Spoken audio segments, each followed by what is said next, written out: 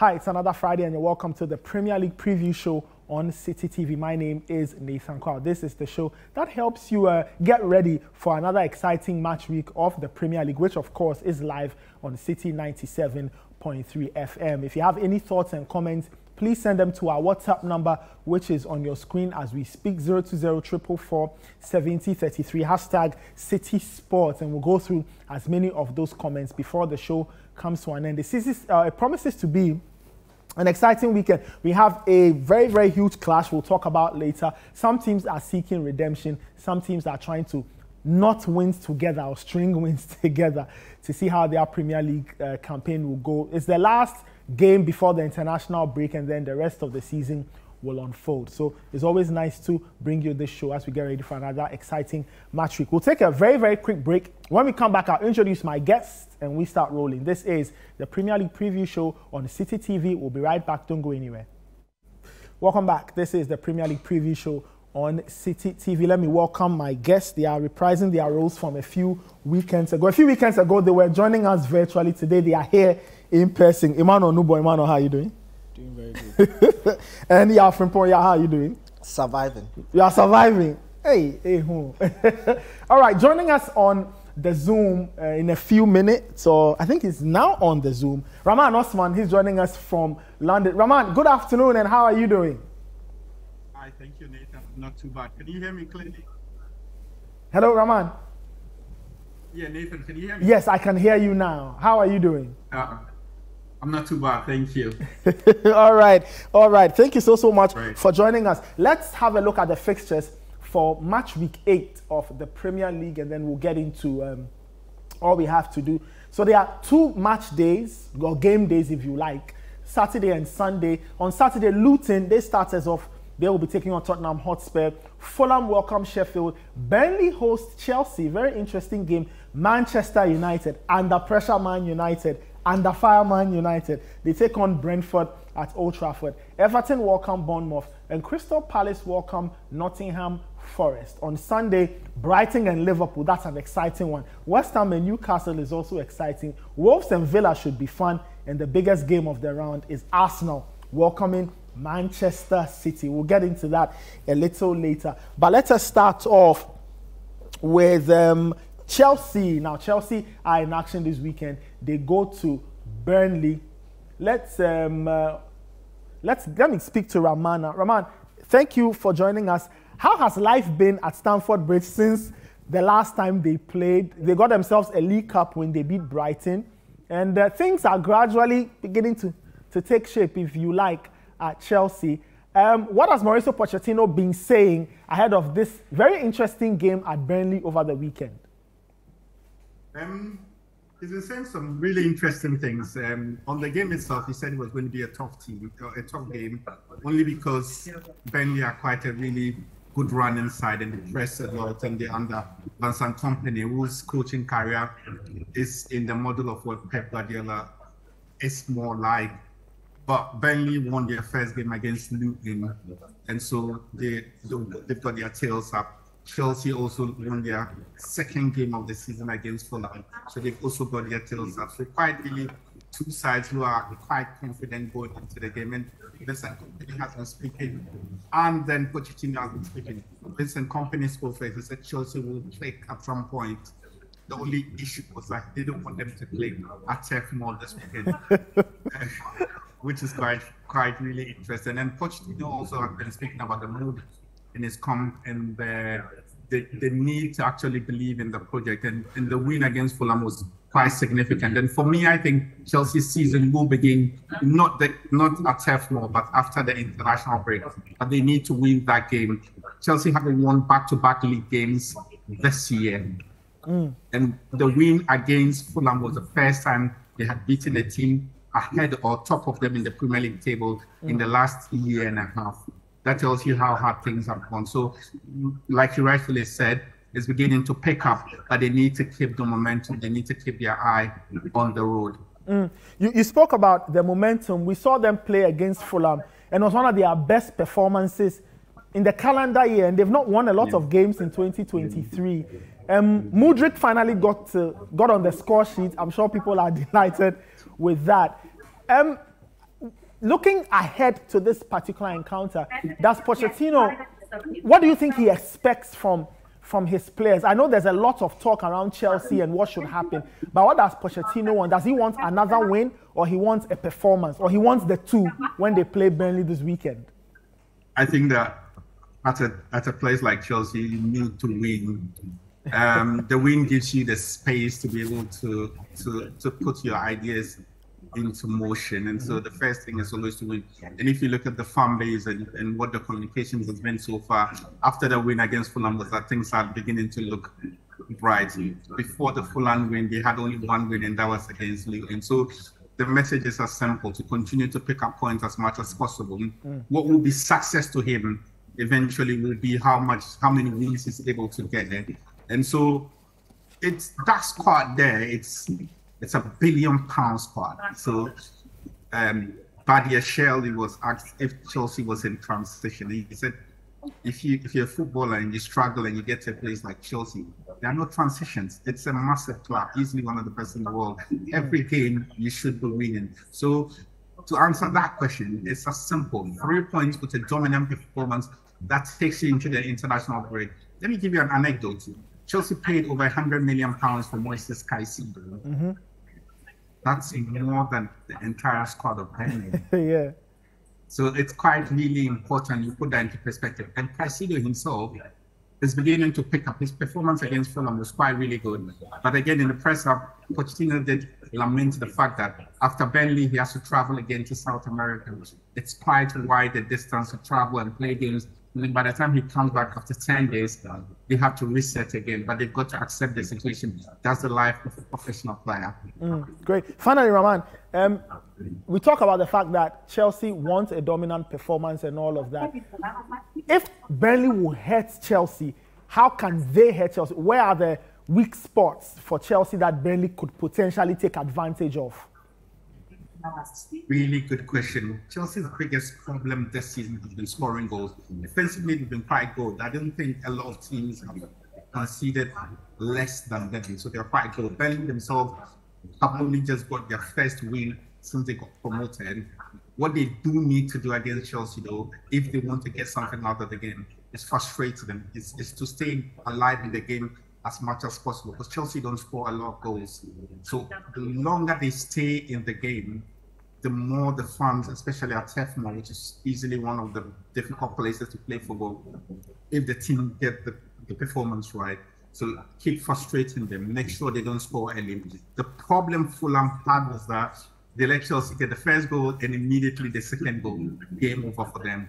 So to frustrate Chelsea, don't let them score. Keep the game 0-0. In the second half, they open up in search of the goal, and then you can hit them. A lot of the time, Fulham have been punished in this league because they want to play expansive football. Yet they don't have the materials to play expansive football. All right, Rahman. Thank you so much. One final question: Are you going to see Arsenal Man City? No, Chris Ridley is doing that. I am going to see what I think is a much more exciting game. West Ham, Newcastle. Did Newcastle play PSG? I saw it. They were amazing. They were amazing. I want to see if they still have energy, given how energetic they were against PSG. And then obviously see Mohamed Kudus play. Okay. All right, Rahman. Thank you so much for joining us. That was Rahman Osman. He's a football journalist. He writes for LondonWorld.com. Guys, let me welcome you once again. You've been quiet, Yao and Emmanuel. So we've spoken a lot about, Rahman highlighted Chelsea, the form they are in. They seem to be happy and all of that. On the flip side, Burnley, they also won their first league game of the season, and they had to beat Luton. I'm sure that's the only team they can beat. But on a lighter note, Emmanuel, let me start off with you. What can they do against Chelsea? Chelsea are feeling confident now than they were a few weeks ago.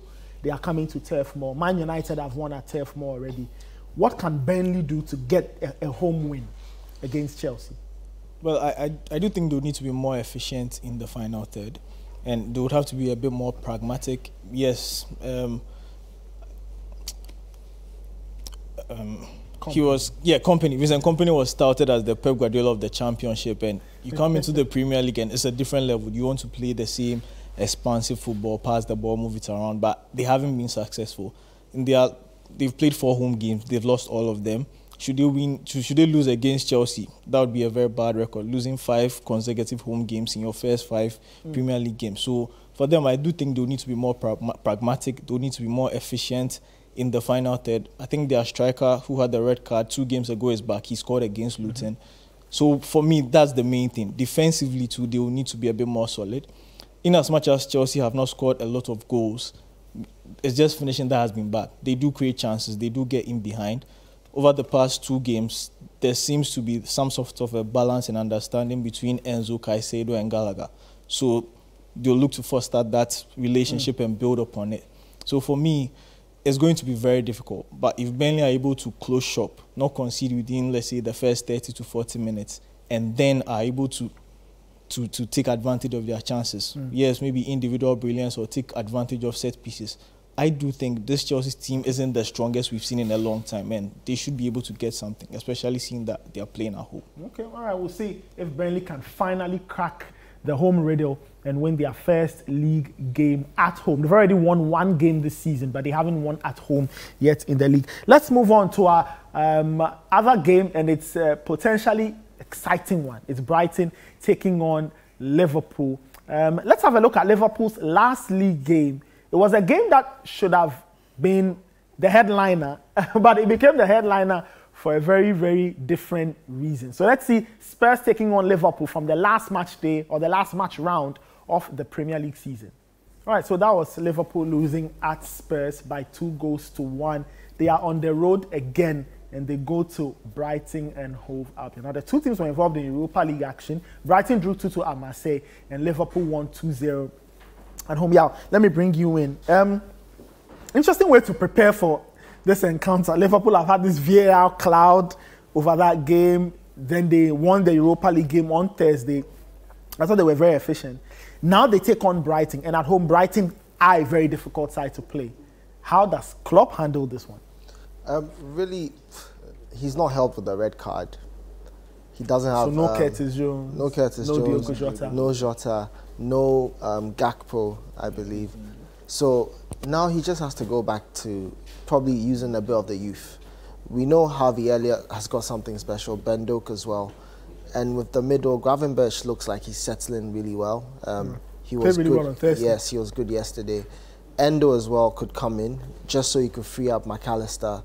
With Szoboszlai, he can go up a bit, further up the pitch.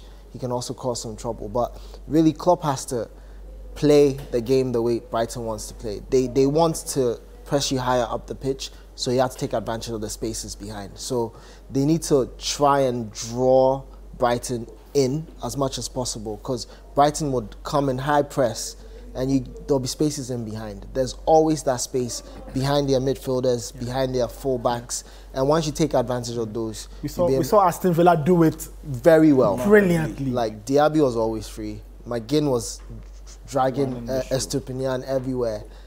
Watkins was free. So it's about just knowing the players that they're going to put out there, knowing that they're going to push a very high line. And Liverpool is probably one of the most efficient teams when it comes to the counter-attack. So they just need to play their cards right. Salah at 31, he doesn't look like he's slowing down. He's actually sharper than before. And Salah's found a new dimension. And I think he might be the main man against Brighton on Sunday. Emmanuel, to wrap it up on Liverpool, we'll talk about Brighton in a second. So Klopp won't have Jota, he won't have Curtis Jones. Yeah. What does he do? Like-for-like changes, or he has to change the structure a bit? Well, but I do think he doesn't have to change much. I mean, Alexander-Arnold had an outing in yesterday's game, so he should be starting ahead of Joe Gomez. Yeah. I don't like seeing Joe Gomez at right back, especially when Klopp is instructing him to invest, because the ball doesn't stick to him. So having Trent back is a plus. I would think Gravenberch comes in for Curtis Jones. Okay. Curtis Jones has done very well. He has become more of a catalyst for Liverpool. So in as much as you don't see him do so much with the ball, he's always an option when maybe someone finds himself in a cul-de-sac of some sort. So I think Gravenberch has proven that he can kind of do that work. Then Darwin Núñez comes in for Gakpo. Ideally, I wouldn't want that. I do think he blows hot and cold too much. If you look at the build-up from Newcastle, fantastic. Comes off the bench, scores 2 terrific goals. Then you come back to scored against West Ham, right? Yeah. Against West Ham, he missed some sitters, and then it looks like he scores the harder goals and misses the easier ones. But for Nunez, the good thing is that he creates chaos. He's going to make the right runs. He's going to get right into the right spaces. His problem has always been the choice of finish. Where he has to place it, he tends to put too much power. Where he has to dink, he tends to just play the ball. So I think that would come with coaching. But for a Brighton team that has outside the bottom three, Brighton has conceded the most goals from open play.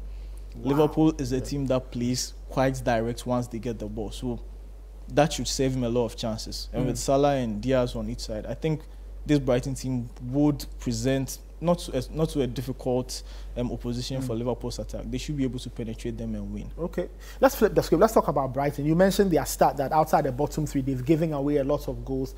3 against West Ham. They conceded 11 from open play. There's that 6 from last week. Yeah. So what does De Zerbi do? Do you think that Brighton have another side to them where they can be a little contained? Because it looks like they play this one-track type of football, and that's it. It's plan A and plan A only. He comes across like Klopp when he came into the Premier League, exciting going forward, but he forgets that you have to defend.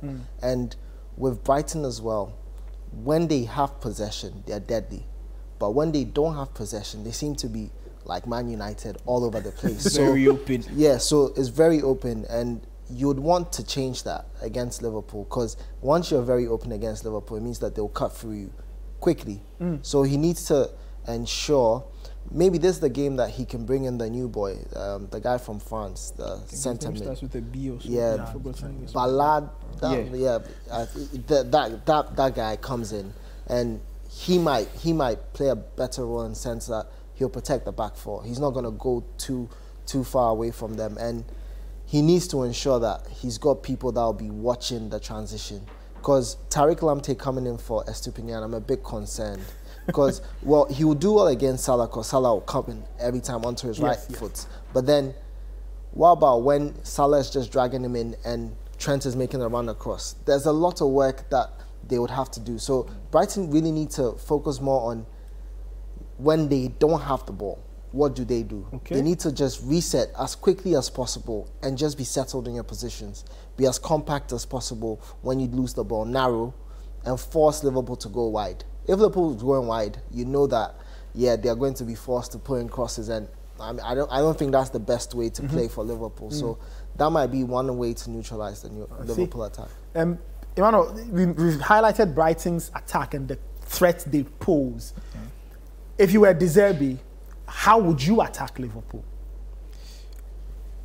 I do think that if you look at the sketch maps for Liverpool, more often than not, the opposition tends to play the ball more behind Trent. Okay. So that's a space you can exploit easily. I think if it's on the right-hand side, then they have Solimatch there.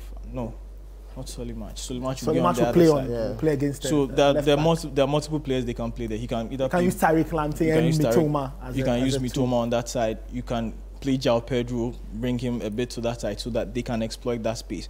Whether he's playing as a traditional right back or he's drifting inside. And I mean, they had a lot of success with that last season where they beat Liverpool back to back in 2 different competitions. So they know how to beat this Liverpool team. I think De Zerbi's first game was against Liverpool. Yes. At Anfield, Trossard got a hat-trick in that game. Yeah. And Liverpool should have lost that game. So I think he has the template for playing Liverpool because they are going to play high up. Trent, whether he's bombing forward or moving inside, he's going to leave a lot of spaces in behind to be exploited because the centre-back will also be dragged. So something like what Brighton did at United, where I think they played Welbeck as their striker. He drops deep. He pulls the central defender inside. And then with Liverpool conceding goals, that's one way they can beat Liverpool. But the other side of it is that they would have to play on both sides of the ball.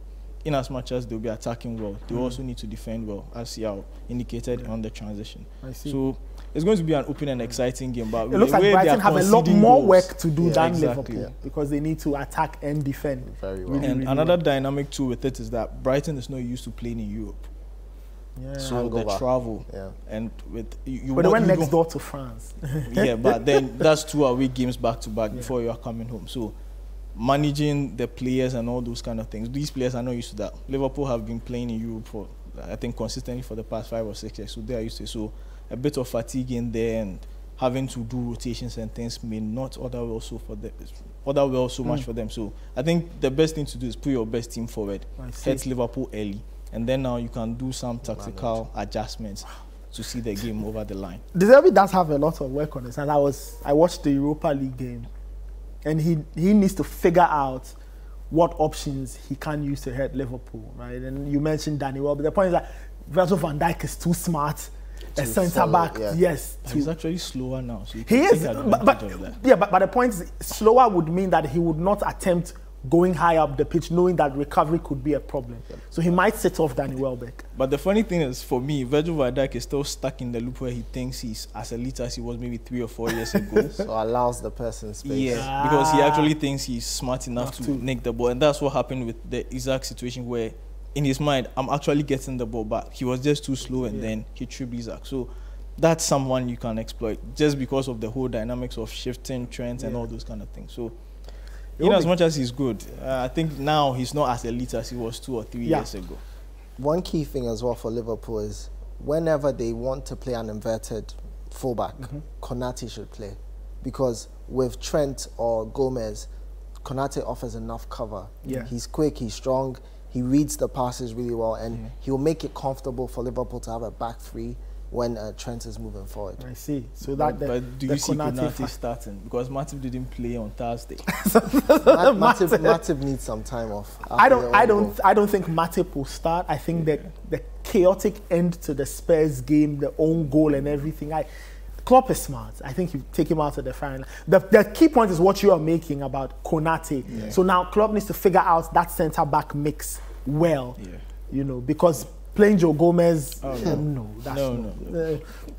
anyway, those are tactical decisions Klopp has to answer. It's Klopp or De Zerbi versus Klopp at the Amex over the weekend. We'll take a very, very quick break. When we come back, we'll get to the biggest game of the round. It is Arsenal versus Manchester City. Right after this break, we'll be right back. Don't go anywhere.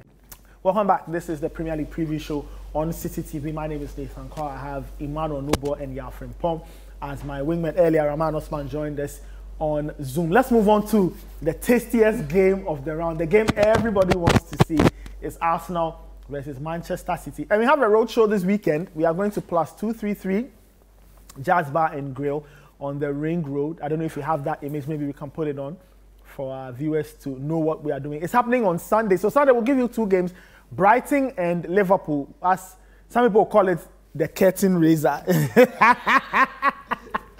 And then the big one is in North London, Arsenal and Manchester City. Guys, for Arsenal fans, this was the game they were looking for it because the standard is Man City. If we can beat Man City, we can probably win the league. Now, Arsenal took on Man City in the Community Shield. They won that game on penalties. But they are coming into this with some issues. Bukayo Saka, and I was listening to Mikel Arteta, he says they'll have to check and see if he can make the game. Late fitness test. He says Thomas Partey makes the squad and that he's ahead of schedule. I wonder if he's fit enough to start, knowing the demands of the game. Man City do not have Rodri, and that changes a lot about how they will play. Let's start off with Arsenal. We'll get to Man City in a second. You are Mikel Arteta. Tuesday night didn't go well. We lose to Lens. Bukayo Saka picks up an injury. You are hoping he's fit. Best case scenario, Saka plays. Let's look at the worst case scenario. If Saka doesn't play, what does Arteta do? Well, it's quite simple. He's got Gabi Jesus, who's quite efficient across the forward line. He doesn't offer what Saka offers in the sense that he can come in and create, but he offers you someone who's stay wide and can get a ball in to Nketiah as well. So you have the two? I'll have Nketiah as the main number 9, and I'll put Jesus on the right. Fabio Vieira is an option, but he's more of a playmaker. So my concern is, will he give me what I want from a winger? No. He's not going to work hard enough for me. He'll still want to come in central, and that would limit you, especially when you've got Odegaard. Odegaard can't do the work, so you just have to trust those that are in the middle to do the work. With Declan Rice, Odegaard, you don't really need someone else joining them in there. So you'd go for someone who can stay out wide. So Jesus or Reece Nelson. Those are my 2 options. Reece Nelson. Especially... What about almighty Havertz? Havertz will be... I know he's going to think I'll stick Havertz in the middle because I want him to play as one of my number 8, 10s behind the forward line. But with Reece Nelson, you're going up against Ake. I think he's got pace. That's what Arsenal can do something different with just quick transitions. So if you got someone like that, and there's no Rodri to actually block any quick transitions, so a quick player like that would be a joker for Arsenal. Wow. Quite interesting. Reece Nelson, or you'd go with Gabi Jesus. I probably would have gone with Trossard right. Is Trossard fit? I don't know. So Arteta has got some of these questions to answer. So let's assume whatever. Arsenal or Arteta has the players he will get. Asterisk on Saka, asterisk on Trossard. What should be the game plan, irrespective of the personnel? How does he get 3 points in this game? Because this game weighs more than 3 points. It's a psychological swing, whoever wins it. If City wins, Arsenal will feel that we are not there. If they beat Man City, they feel that, yeah, we are there. Well, I think two things can be right at the same time. If they beat City, does it mean potentially they can win the league? Yes. But then if you look at last season, Arsenal didn't lose the league because they lost to City in both legs. They lost the league because they couldn't finish the job against West Ham. They couldn't finish the job against Brentford. Brentford, yes, officiating and all that. And Southampton. Yes, they couldn't finish the job against Southampton. They couldn't finish the job against Liverpool. That's why they lost the league. So a win against City, yes, it gives you a moral high ground. But out of which all the teams had their best players, then you would know everybody's level. But then for Arsenal, I think it's just they'll just need to be more efficient. If you look at the game they had last season, I think up until the Ramsdale error, which led to De Bruyne scoring, Arsenal had City penned to a level. Now they don't have Rodri. In the last 3 games they've played, since Rodri got the red card, they've conceded. 1-1, lost 2. Yeah. They've won 1, lost 2. They've conceded in those games. How have they conceded? Quick transitions. I think the template to beat City is quite simple. When you get the ball, within 3 to 5 passes, you should be hitting the shot on target. If you are not doing that and you are delaying, that's when the Rodri comes in, fouls. Then the game dies down. They settle into their shape, and then it's harder to penetrate them. If Arsenal are able to be efficient, and then that's the big worry because they have the most inefficient players playing in strike. You have Andy Nketiah and you have Gabriel Jesus. But then, should Havertz start? This is a game where I think... Should he start? Yes. This is a game I think if he has his mentality on point. Yeah. He's played in one of the biggest games in world football. He scored in the Champions League final. He should take this as a Champions League final. Go in there and prove why the manager spent so much money on him. And then, if you can grab a goal. I mean, this is the weakest City you can get to a large extent. There's no De Bruyne, there's no Rodri. So with the games they've played, City have shown that they are quite vulnerable in the middle.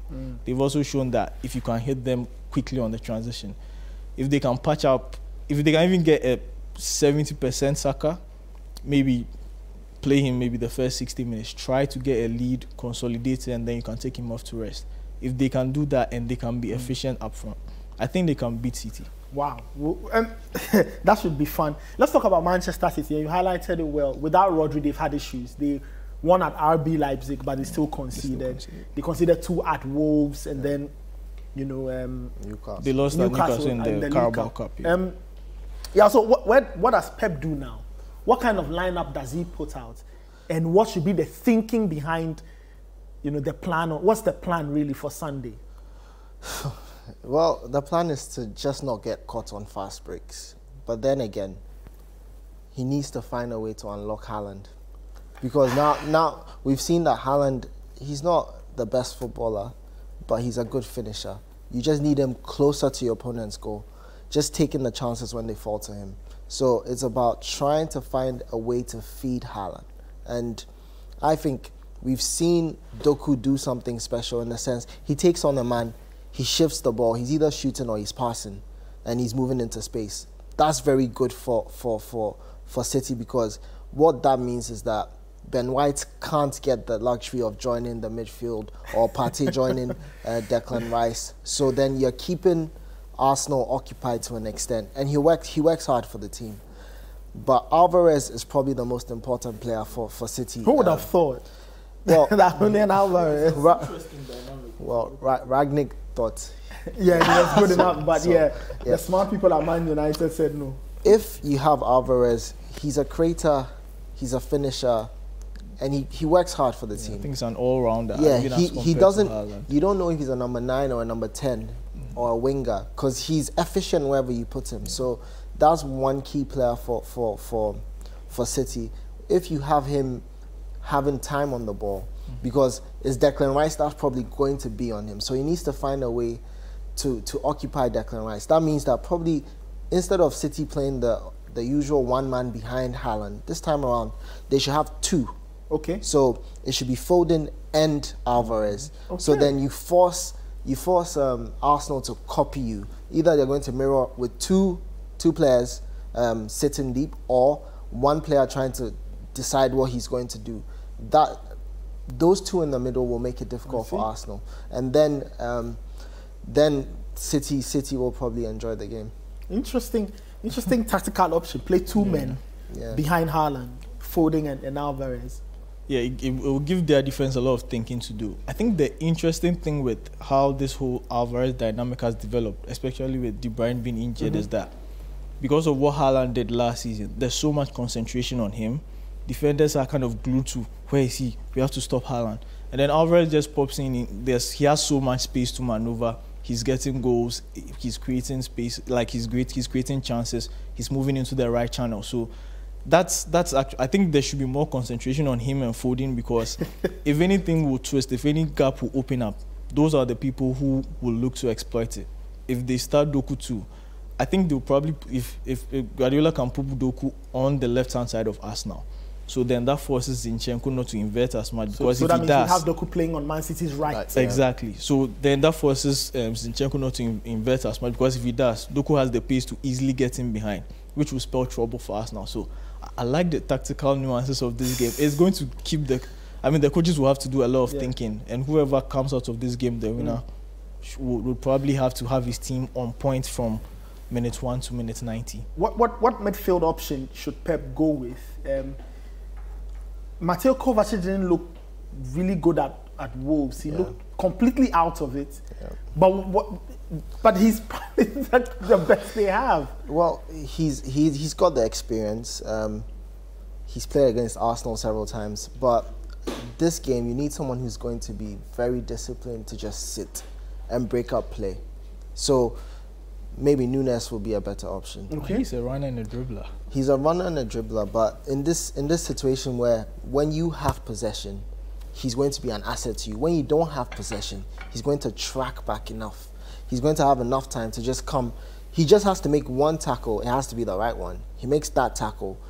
The turnover goes to someone who's got a bit more ability on the ball, and then that person starts off the attack. And it's likely going to be Kyle Walker on the right. So he's probably going to be assisting him. I think that's the only way, because that's the only way City can cope.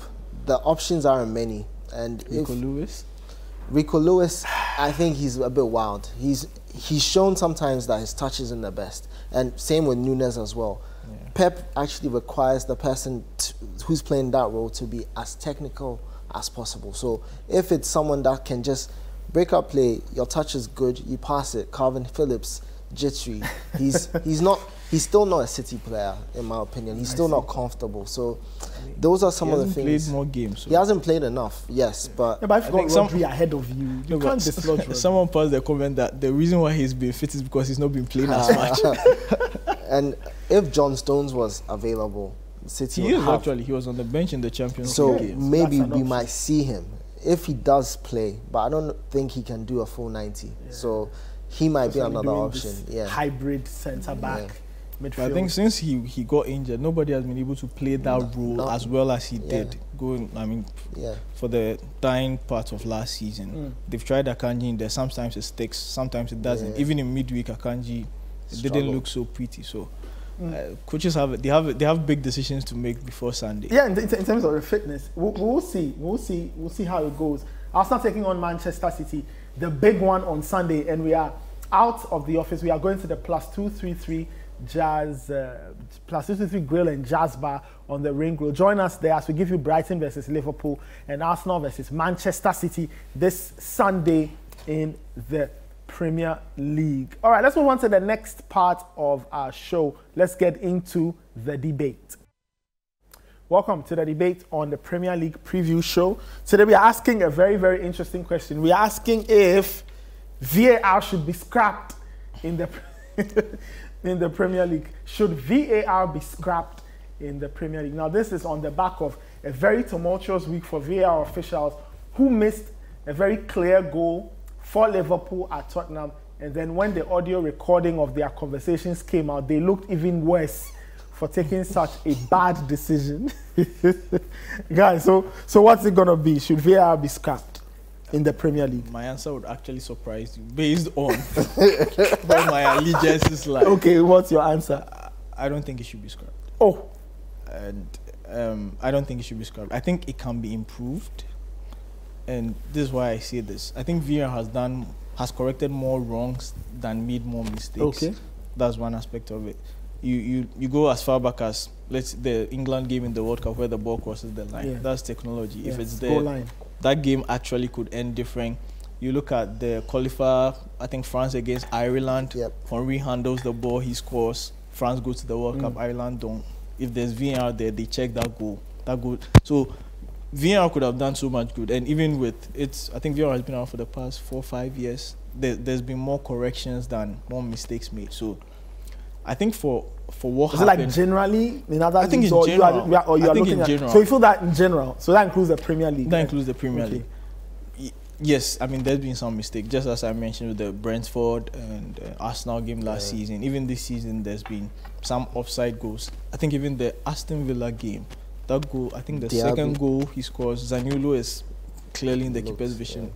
There's been the Aki Man one. City versus Fulham. Yes. Akanji scores. I think Aki is the one. Or no, Akanji is is the one by the so goalkeeper. we've had those situations, but then I think VAR has done more good than evil. Now, if you make reference to the game against Liverpool, Spurs against Liverpool, VAR actually did its job. The referees were actually not watching the game. Because if you look at the freeze frame, it says checking disallowed goal for offside. So someone was clearly not paying attention. So VAR spotted that the goal was actually onside. The referee thought the goal had been given. But if you were watching the game, Diaz scores, he's celebrating and he halts. Yeah. Why does he halt? The flag is up. So if you're watching the game, you should know what you are communicating. And the decision seems so rash. Yeah. It's like check complete, and the communication is not so clear. So for me, there has to be another person watching to let them know that. And he's the video operator. I mean, you'd think the referees who know the law, have studied it, are custodians of it and have been practicing it, should know what they are doing. But the video operator who is actually just doing calibrations to show you what you're supposed to see is the one who hinted that, guys, we've made a mistake. Stop the game, delay the game. And because of their own rules, it puts them in a fix where now they come off worse off. So for me, I do think improvements can be done. The communication should be clear. So the referee actually said, coming back to you for offside. For some reason, they didn't hear. So maybe goal scored, checking for offside. Then the response is like offside checked, player onside, goal should be awarded to Liverpool. Okay. That gives it more clarity, because it also seemed like in the voice note, there were so many voices. Yeah. You're hearing so many things. So who is saying what? Who is making the final decision? Also, you look at the Curtis Jones red card, you look at the Jota red card. The Curtis Jones one is more debatable. And for that, if VAR comes in and it's not a clear and obvious error, I mean, I do understand why the red card was given. It starts on someone's ankle. That could end someone's career, so yes. But the football players will say that it's not intentional, but there are so many things that happen that are not intentional that could hurt people. So with that one, it's debatable. If it wasn't given, and the referee gave a yellow card, if it wasn't given, you could argue that, oh, he slipped over the ball and he touched his ankle. If the red card is given, you understand. So for those debatable ones, I do think it's okay. But for the clear and obvious ones, with this one, I don't think VAR erred. I just think that the referees didn't do their job. Okay, so you don't think VAR should be scrapped? No, I don't think so. Yeah. I think VAR has done its job. Really, it's about spotting things that the on-field referee doesn't see and alerting him and ensuring that some action is taken. You find that in the last 3-4 years, it's been improving. There are things that I think you remember Man United, Tottenham, Pedro Mendes scores a long range. Yes. If there was VAR then, 03, 04, yeah. I remember. If there was VAR then, goals given. Carroll was. Yeah, goals given and changes the whole title twist or whatever. But now we see these things happen. Technology has come to improve. I can give you one. DJ Drogba. Yeah. At Old Trafford. Yes, that offside. Yeah. That's offside. That was a clear. The clearest offside of all time. I think we're in Ghana and we saw it was offside. That's quite serious. But there are elements to it. You have to realize that it's being operated by a human being. The fact that a human being is operating it, it is susceptible to some human error. That is the main part. So it's about those that are operating it having the best skills, being well equipped to give the best results of the system. And especially as it's a video assistant, the person isn't actually meant to interfere with play. On-field referee still has all the power. Okay. So in the case of, well, Liverpool against and Spurs against Liverpool, clearly the referee and his assistants on the field they were not paying attention. They gave something, and someone has spotted something. They needed to follow it through, and it seemed that there was a bit of rush, and there's so many details around the whole issue. The fact that they're coming from a UAE game, tired and what's not. These are the other issues that need to be sorted out, because the system is not foolproof, but it's brought a lot of improvement. So it shouldn't be scrapped. Rather, there should be more interventions to ensure that the system is fully operational and less susceptible to the human factor. I see. You made mention of so what can be done to better train these officials, because the machines will not run themselves. Clearly, human beings are the ones who. So what can we do? Because clearly the decision around the table is that VAR is good; it should not be scrapped, but it must be improved. So the improvement will come with what? Getting the officials to be better at their work. Yeah, I do think better training would help. I mean, with everything that has happened, actually, if the offside that are used for the Champions League and FIFA is kind of semi-automated, the Premier League managers or teams voted against it.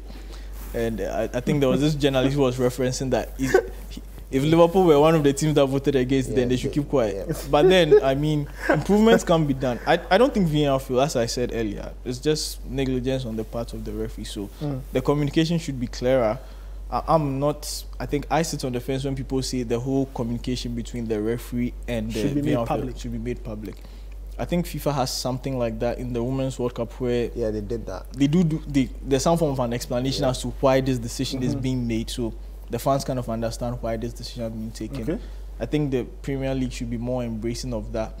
Also with the display of images, I don't agree with. If you look at the Curtis Jones tackle, the referee watches to the touchline, and what he sees is a freeze frame. That's not right. Yeah, so I think you should show it in real time, maybe show it in slow-mo. The VAR, in as much as they said it's not re-refereeing the game, I think it is because they are showing the referee what they want the referee to see. So then he's questioning his decision, and then more often than not, he has to side with them, because once they send the referee to the screen, obviously he's going to change his mind more often than not. So there should be, it should be streamlined better to take into consideration everything. For me, that's how I think they can improve. I support that, but the most important thing is transparency. If we can find a way that it will be very transparent, everyone understands what goes into it. The laws of the game, the interpretation seems to be mixed up. People understand one thing, people understand another thing. Handball, it changes almost every day. So offside, exactly. So those are some of the things that they need to be a bit more firmer on for the Premier League in particular. And automation, the offside rule. If you have a system automating that, it makes it very, very simple. Højlund scored a goal in the Champions League. It was very easy for us to tell that was the right decision. If that's brought into the Premier League, it changes a lot for the clubs. All right, you can continue the debate wherever you are. At least the general agreement here in the studio is that VAR should not be scrapped, but it should be improved. I completely agree, because if you take it away, the referees won't have an extra eye to help them. So just fine-tune the VAR, get the officials to pay more attention and get them to take better decisions in terms of the league. You're still watching the Premier League preview show. Let's get to the final bit of our show. Let's get into the FPL zone. Welcome back to the to the Premier League preview show on Citi TV. We're in the FPL zone. Edwin Kakofi is joining us. Edwin, thank you so much for joining us. Not too much time. Let's get into the players we all need to have in our teams. Let's start off with this. Heung-min Son. Tottenham are facing Luton. Luton are one of the highest conceding teams in the Premier League. Have conceded 14. The only teams that have conceded more are the bottom 3. So Heung-min Son is a huge asset. He scored 6 goals so far this season. 5 of them have come away from home. Yep. But last week we discovered that he can score at home as well. So he's a very good asset to have for this weekend. All right, Son Heung-min, the first player. Let's move on to the next guy on our list. His teammate, James Maddison. Obviously, you have to go with another Spurs player. And James Maddison is one of the most informed players at the moment. Okay. 2 goals, 4 assists so far this season. Last month's Premier League Player of the Month. Yeah. You have to have him in there. Even though he didn't give points last week, he was still a star player for Spurs. And I see him being even more so this weekend. All right, let's get the final player. Moussa Diaby, he's the final player that we'll talk about. He plays for Aston Villa, joined them at the start of the season. Why him? Bar James Maddison, I think Moussa Diaby has been one of the signings of the season so far. He's been superb for Aston Villa. So far, he scored 2 goals, created 3 assists. His team is facing Wolves. Wolves are also conceding a lot of goals. They've actually conceded 15 goals this season. Wow. So they are a team to look out for when you're looking for an attacking option. And Moussa Diaby is one of the best attacking options in the Premier League this season. All right, just a final question. James Ward-Prowse, is he a player people should consider? Absolutely. Free kicks, he gives you points. Corners, potential assist points. He pops up with the goals as well from open play. And for West Ham, he's been a good player for West Ham. So he has a lot of players who can assist him, players who can give him chances to score, players who can finish for him. So he is obviously an asset you can go for this weekend. All right. Thank you so much. Let's have a look. I don't know whether we have the fixtures, but just a quick note. I was trying to get the name of the person who leads the fantasy league. So 018 Salama is the one leading the Citi FM Fantasy Premier League. Probably next week or a little later down the season, we'll flash the top 10 and see who are leading. But this is how the games look like. There are 6 games on Saturday, 4 on Sunday. Luton, Spurs, Fulham, Sheffield, Burnley, Chelsea. We're talking about that. Chelsea are hoping to get a win. Man United, Brentford, under fire Man United taking on Brentford. Will we have another horror show or Man United will win? Everton and Bournemouth. Palace, they won't have Eberechi Eze for about 6 weeks. He's injured. Palace take on Nottingham Forest. Brighton, Liverpool, this is a great one. West Ham, Newcastle is good. Wolves, Villa is absolutely tasty. But the biggest of them all is Arsenal, Man City. Edwin, if I asked you for a prediction for this one, what would you give me? Before this week, I would have probably gone with a draw. But with the injuries Arsenal are having to deal with, I'm going for a Man City win. A slight win, though, but still a City win. All right, thank you. And thank you very much for watching. This has been another exciting episode of the Premier League Preview Show. My name is Nathan Carr. Edwin Kakofi, you just heard. Earlier, I had Emmanuel Nubo and Yao Frimpong. Rahman Osman joined us on the Zoom. We'll catch you next Friday, but join us this Sunday as we give you another Premier League Roadshow at the +233 Jazz Bar and Grill on the Ring Road. Brighton v Liverpool, Arsenal taking on Man City. We'll be there and to have fun. So join us, but do enjoy yourselves. We'll catch you next week with another exciting episode of the Premier League Preview Show. Catch you then.